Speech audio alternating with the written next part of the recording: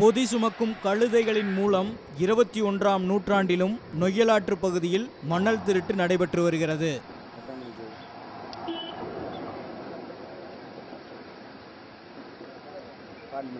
மேற்கு தொடர்ச்சி மலைப்பகுதியில் செம்மேடு துவங்கி ஈரோடு மாவட்டம் கொடுமுடி வரை நீண்டுள்ள நொய்யலாற்று பகுதியில் சட்ட விதிமுறைகளை மீறி ஆண்டுதோறும் கோடிக்கணக்கில் மணல் திருடப்படுவதோடு மண்ணின் கனிம வளமும் அழிக்கப்பட்டு வருகிறது.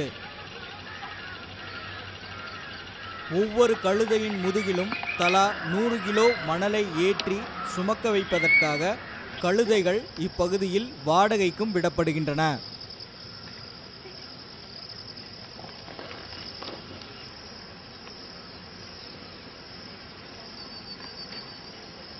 கோவையிலிருந்து ரெட்பிக்ஸ் செய்திக்குழுவுடன் ஷேக் பரீத், ரெட்பிக்ஸ் நியூஸ்.